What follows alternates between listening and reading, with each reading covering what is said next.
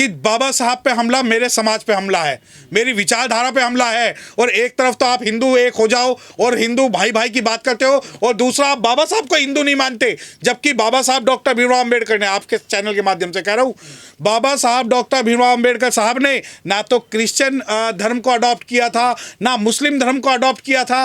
बाबा साहब ने बुद्धिज्म को इसलिए अडॉप्ट किया क्योंकि बाबा साहब का ये मानना था कि जो बुद्धिज्म है वो कहीं ना कहीं एज ए काउंटर रेवोल्यूशन हम बुद्धिज्म के, हिंदुइज्म के अंदर भी इसका विरोध करेंगे, और हिंदू लोगों की ये ड्यूटी होगी कि भारत के बहुजनों को, SC ST OBC वर्ग को अपने साथ लेके चले, परंतु वो चीज़ नहीं हो पाई। आप ये मान लीजिए कि हिंदू राष्ट्र अगर की संकल्पना, अगर ये सच करने का दावा करते हैं, तो मैं बता दूं, मैं भी संविधान को बनाने वाले का बच्चा हूं। आप मेरी जबान की बात करते हैं, शरीर के अंदर जब तक एक एक लहू का एक एक कतरा है, ये जान और ये सम्मान और ये स्वाभिमान हमेशा संविधान को बचाने के लिए रहेगा, और ये चाहे कितने यात्रा निकाल ले जिस दिन बहुजन समाज का युवक, जबकि इस यात्रा का सिर्फ एकमात्र मकसद ये है कि भारत के अंदर अछूतों के ऊपर, शेड्यूल कास्ट के ऊपर, शेड्यूल ट्राइब के ऊपर अप्रत्यक्ष रूप से एक आतंक का ऐसा माहौल बना दिया जाए कि ये बोल ही ना। और जहां तक मेरी या हमारे अम्बेडकराइट क्रांतिकारी लोगों की बात बताऊं, मैं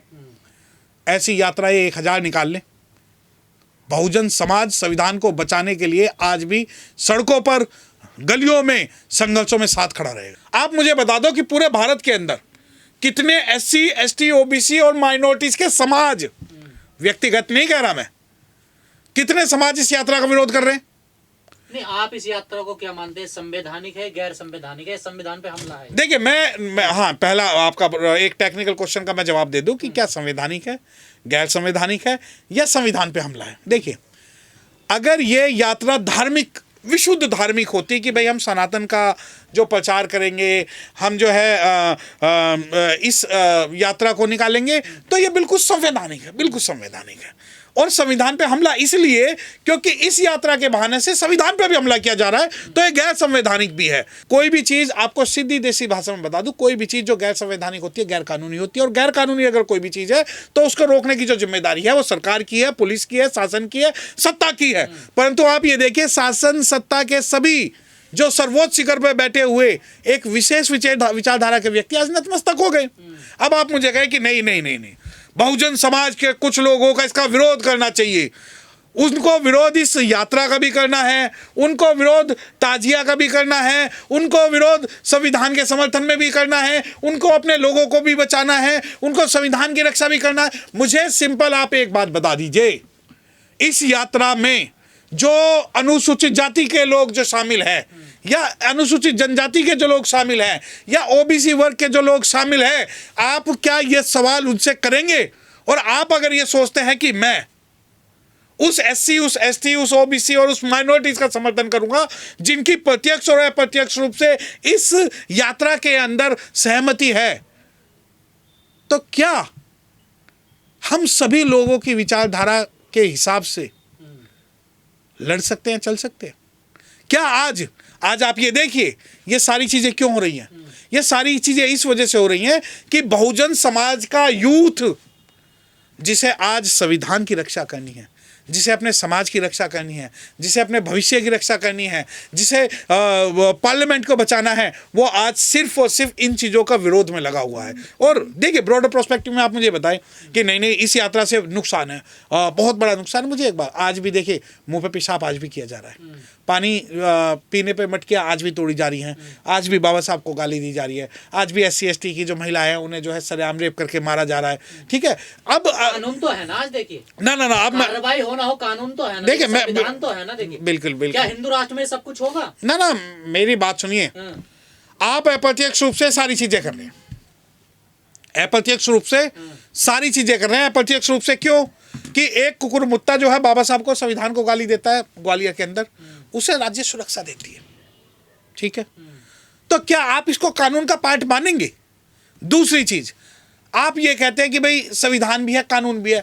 आज कानून को इन्होंने उस लेवल तक इन्फ्लेक्चुअस कर दिया है कि उस कानून का होना और ना होना बराबर है। जहां तक बात संविधान की है, मैं बिल्कुल सहमत हूं कि संविधान है, और संविधान है प्रत्यक्ष और अप्रत्यक्ष रूप से हमारी रक्षा कर रहा है। जिस व्यवस्था की ये साधु संत बात कर रहे हैं, क्या उस व्यवस्था में डॉक्टर सत्यप्रकाश जैसे आज देखिए, मैं आपकी बात से थोड़ा सा इत्तेफाक नहीं रखता हूं, क्योंकि जब डॉक्टर सत्यप्रकाश गौतम की बात है तो ये जुबान चाहे हिंदू राष्ट्र की बात हो चाहे गैर हिंदू राष्ट्र की बात हो, ये तो वंशज महिषासुर का है, ये तो वंशज जो है बाबा साहब का, ये वंशज जो है भगवान बुद्ध का है, फूले का है, सावित्रीबाई फूले का, डॉक्टर अंबेडकर और साहब कांचीराम का। ये जबान हमेशा खुलेगी चाहे वो कट जाए। अब आप कहें कि नहीं, आप तो कहते थे पहले जबान काट दी जाती थी, कानों में शीशा पिघलाकर डाल दिया नहीं, आज भी तो काटी जाती है। आज आपका चैनल जो डिमोनेटाइज हो जाए वो जबान काट नहीं है आज के समय में। आज जो बहुजन यूट्यूबरों को जेल डालना है वो जबान काट नहीं है। मैं आपसे एक बात कह रहा हूं, क्या शंबुक ऋषि की जब हत्या हुई थी तो क्या शंबुक ऋषि के वंशजों ने बात करना है, बोलना छोड़ा? मैं आज उस व्यवस्था में हूं।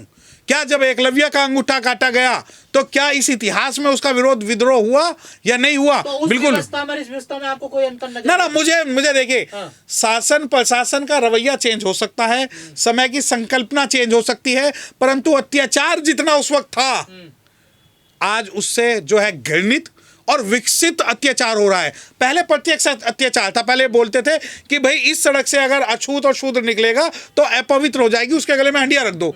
आज ये कहते हैं कि अगर कोई सीएम, कोई पीएम SC ST OBC का बनेगा तो उसे गंगा जल से धो दो, अगर कोई चीफ जस्टिस बनेगा तो उसके ऊपर हमला कर दो, कोई राष्ट्रपति बनेगा तो उसके ऊपर ये कर दो, कोई IAS बनेगा तो उसे आत्महत्या के लिए मजबूर कर दो। तो जो वो अंगूठा काटने की जो प्रत्यक्ष जो अत्याचार थे, उससे ज्यादा घृणित जो है आज अप्रत्यक्ष रूप से अत्याचार हो रहा है। बदल गया, मतलब ना, तरीका भी बदल गया है, और अत्याचार जो है पहले से ज्यादा घृणित। अब पहले ऐसा होता था कि अपने अनुसूचित जाति अछूतों के अलग गांव रहे, इनके जो है जातिवादी आतंकवादी लोगों के अलग गांव रहे, तो हमें पता होता था कि ये मारेगा। आज तो आपके साथ बैठेंगे, आप पे हमला करवाएंगे, फिर आपके साथ जो है पूरा का पूरा आपके सिस्टम को कोलैप्स कर देंगे। अब देखिए, रिसेंट में 3-4 बहुत बुरी घटनाएं हुई।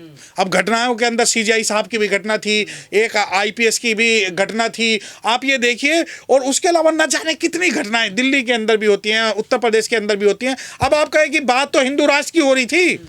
आप ये मान लीजिए कि हिंदू राष्ट्र अगर की संकल्पना, अगर ये सच करने का दावा करते हैं, तो मैं बता दूं, मैं भी संविधान को बनाने वाले का बच्चा हूं। आप मेरी जबान की बात करते हैं, शरीर के अंदर जब तक एक एक लहू का एक एक कतरा है, ये जान और ये सम्मान और ये स्वाभिमान हमेशा संविधान को बचाने के लिए रहेगा। और ये चाहे कितने ही यात्रा निकाल ले, जिस दिन बहुजन समाज का युवक संविधान को बचाने वाले, और एक मैं बात बता दूं, ऐसा नहीं है कि पूरी दुनिया इस यात्रा में शामिल है। अगर पूरी दुनिया इस यात्रा में शामिल होते तो दिल्ली के 2-2.5 करोड़ लोग सड़कों पे होते। उसके अंदर बहुत से SC ST OBC सवर्ण समाज के लोग भी हैं, मुस्लिम समाज के लोग भी हैं, क्षत्रिय समाज के लोग भी हैं, जो इस यात्रा का पार्ट नहीं है। जो डिमांड आप करते थे कि जात पात की करो विदाई, सारे हिंदू भाई भाई, वही तो बात कह रहे हैं धीरेन्द्र शास्त्री का, यही मेन नारा है कि जात पात की करो विदाई, सारे हिंदू भाई भाई। अच्छा, बिल्कुल सही है। तो जो जिस बाबा का आप नाम ले रहे हो, उस बाबा से पूछ लो कि ग्वालियर के अंदर जब बाबा साहब को गालियां दी जा रही थी, तो क्या बाबा साहब को आप हिंदू मानते थे? मैं तो आपके चैनल के माध्यम से एक बात कहना चाहता हूं आज खुल के, कि बाबा साहब पे हमला मेरे समाज पे हमला है, मेरी विचारधारा पे हमला है। और एक तरफ तो आप हिंदू एक हो जाओ और हिंदू भाई भाई की बात करते हो, और दूसरा आप बाबा साहब को हिंदू नहीं मानते, जबकि बाबा साहब डॉक्टर भीमराव अम्बेडकर ने, आपके चैनल के माध्यम से कह रहा हूँ, बाबा साहब डॉक्टर भीमराव अम्बेडकर साहब ने ना तो क्रिश्चियन धर्म को अडॉप्ट किया था, ना मुस्लिम धर्म को अडॉप्ट किया था। बाबा साहब ने बुद्धिज्म को इसलिए अडॉप्ट किया क्योंकि बाबा साहब का ये मानना था कि जो बुद्धिज्म है वो कहीं ना कहीं एज ए काउंटर रेवोल्यूशन, हम बुद्धिज्म के हिंदुइज्म के अंदर भी इसका विरोध करेंगे, और हिंदू लोगों की ये ड्यूटी होगी कि भारत के बहुजनों को, SC ST OBC वर्ग को अपने साथ लेके चले, परंतु वो चीज़ नहीं हो पाई।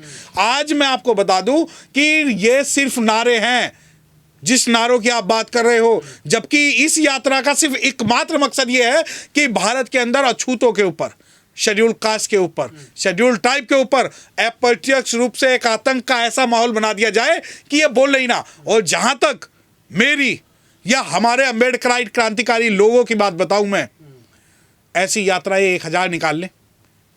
बहुजन समाज संविधान को बचाने के लिए आज भी सड़कों पर गलियों में, संघर्षों में साथ खड़ा रहेगा। हमारे जितने बुद्धिस्टों के प्लेस है आप उन्हें उन पे हमारी हक दे दीजिए, जितने मुस्लिमों को जो जगह है उन्हें उनकी दे दीजिए, जितने जैनियों की, जितने सिखों की, आप रहिए ना, आप बनाइए। आपसे देखिए, अगर आप ये चाहते हैं कि धीरेन्द्र शास्त्री के इस कथन का मैं काउंटर ब्लास्ट करूं, तो धीरेन्द्र शास्त्री के पास बोलने के लिए संविधान की पावर है, और संविधान की पावर भी है, उसके साथ साथ उसके पास आज वो ताकत है कि वो सत्ता की हनक के अंदर, सरकार के हनक के अंदर वो कुछ भी बोल सकता। मैं आपको एक एग्जांपल बता रहा हूँ। एक वो सलवार वाला बाबा था, और दिल्ली से उसने एक ऐलान किया था कि जब वो दिल्ली से सलवार पहन के भागा था कि उत्तर प्रदेश के अंदर घुसूंगा, और उत्तर प्रदेश के अंदर बहन कुमारी मायावती की सरकार थी। सिर्फ एक स्टेटमेंट ये आया था कि उत्तर प्रदेश का अगर माहौल खराब करने की कोशिश किसी भी बाबा ने की तो उसका जो परिणाम है वो सही नहीं होगा। तो जब ये सत्ता की हनक है, और यकीन मानिए कि एक शेर है कि जो आज साहिब मसनद है कल नहीं होंगी, किराएदार है जाति मकान थोड़ी है। सत्ता तो पूरी दुनिया के अंदर हजारों साल तक किसी की नहीं चली, और यकीन मानो कि जो ये सत्ता की हनक में ये लोग SC ST OBC का हक मारी कर रहे हैं, वो बहुत जल्दी इनसे जो है प्रतिकाल लिया जाएगा। जब भारत का संविधान कहता है कि भारत जो है धर्मनिरपेक्ष नहीं पंथ निरपेक्ष है, तो फिर ऐसी बातें क्यों होती है? हिंदू राष्ट्र की डिमांड क्यों होती है? देखिए मेरी बात सुनिए, इस बात पे तो बहुत सारी डिबेट है कि वो पंथ निरपेक्ष है या धर्म निरपेक्ष है या डिमांड। देखिए, डिमांड करना सबका संवैधानिक अधिकार है, सबको करनी भी चाहिए, ठीक है। भारत के अंदर जितने पंथ हैं, जितने धर्म हैं, जितनी विचारधारा है, सब अपने विचारधारा के हिसाब से कुछ भी कर सकता है, परंतु उस विचारधारा का अंतिम लक्ष्य क्या है? अंतिम लक्ष्य मनुस्मृति लागू करना। अंतिम लक्ष्य ये है कि अगर कोई शेड्यूल कास्ट या अछूत कुछ बोले तो उसकी जुबान काट दे, और अगर कोई वो श्लोक सुने तो उसके कानों में तेल डाल दे। तो ऐसा मनु राष्ट्र जो है, मनुस्मृति का राज जो है, भारत में कभी भी नहीं बनेगा। धीरेन्द्र शास्त्री ने ठाना है अब भारत को हिंदू राष्ट्र बनाना है। दिल्ली से वृंदावन के लिए सनातनी हिंदू एकता पद यात्रा निकाली जा रही है, जिसमें तमाम मंत्री और दिल्ली की मुख्यमंत्री भी शामिल हो रही हैं। देखिए, आप मुझे नहीं पता कि आप मुझसे किस कैपेसिटी में सवाल पूछ रहे हैं। हिंदू राष्ट्र नहीं, बिल्कुल ठीक है। हिंदू, देखो, चाहे कोई हिंदू राष्ट्र की बात करे, चाहे कोई मुस्लिम राष्ट्र की बात करे, चाहे कोई बुद्धिस्ट राष्ट्र की बात करे, ये राष्ट्र तो है संवैधानिक राष्ट्र, ठीक है। अब मैंने आपसे सवाल क्यों पूछा कि आप मुझसे क्यों पूछ रहे हो? आप जो सारी ठेकेदारी, सारा संघर्ष, सारा का सारा जो लड़ाई है, अगर वो बहुजन समाज के कुछ सिपाहियों के कंधे पे रखना चाहते हैं तो मेरी बात सुनिए, वो नहीं रखी जाएगी। अब आप ये कहें कि नहीं हिंदू राष्ट्र में तो आपको जो है लड़ना चाहिए, आपको तो धीरेन्द्र शास्त्री का विरोध करना चाहिए, आपको इन सभी मुख्यमंत्रियों का विरोध करना चाहिए। मुझे एक बात बताओ, पहले मेरी भूमिका स्पष्ट करो। मेरी मतलब मेरे समाज की भूमिका। गाली खाए तो वो जाटव चमार, लड़ाई लड़े तो वो जाटव चमार, संविधान की बात करे तो वो जाटव चमार, बागेश्वर का विरोध करे वो जाटव चमार, हिंदू राष्ट्र का विरोध करे वो जाटव चमार। अब इस जाटव चमार के लड़ने के लिए ग्वालियर से ही आवाज उठती है कि भाई इन जाटव चमारों का खात्मा करेंगे। दूसरा, ये हिंदू राष्ट्र की जो संकल्पना है, उस हिंदू राष्ट्र के अंदर ये बता दो कि जाटव चमारों का क्या अस्तित्व है, क्या वो अछूत होने के नाते इस वर्ण व्यवस्था का इस यात्रा में शामिल हो, या हिंदू राष्ट्र को बनाकर अपने गले में हांडिया और पीछे झाड़ू डाल ले? वही सवाल है ना। हिंदू राष्ट्र में तो आपके गले में हांडी और पीछे झाड़ू होगी ना। बिल्कुल। देखिए, मैं तो चाहता हूँ, मैं तो खुल के आपसे इस बारे में कह रहा हूँ कि मैं चाहता हूँ कि उन लोगों के गले में हांडिया और पीछे झाड़ू होनी चाहिए जिन्हें ये लगता है कि वो हिंदू राष्ट्र के पार्ट है, जो गर्व से ये कहते हैं कि जो संविधान जो है सिर्फ और सिर्फ आरक्षण का माध्यम है। अब आप मुझे कहें कि नहीं आपको तो विरोध करना चाहिए, बागेश्वर का बिल्कुल विरोध करना चाहिए। तो क्या ये विरोध ओबीसी की 6742 जातियां या अनुसूचित जाति की 2000 जातियां करेंगी, या सिर्फ एक जाति के मत्थे आप सारा संघर्ष रखोगे? आप ये देखिए, तो दामोदर यादव कर रहे हैं विरोध, देखिए, तो राष्ट्रपति को लेटर भी लिख रहे हैं, कोर्ट की तरफ भी जा रहे हैं, वो सबसे अपील कर रहे हैं। नहीं, मेरी बात सुनिए, किसी भी दुनिया के किसी भी विकसित देश में पहली बात तो ये कि मैं आपको एक बात बता दूं कि यात्राएं कोई सी भी निकले, जितना हमारा संवैधानिक अधिकार है उतने उनका संवैधानिक अधिकार है यात्रा निकालने में।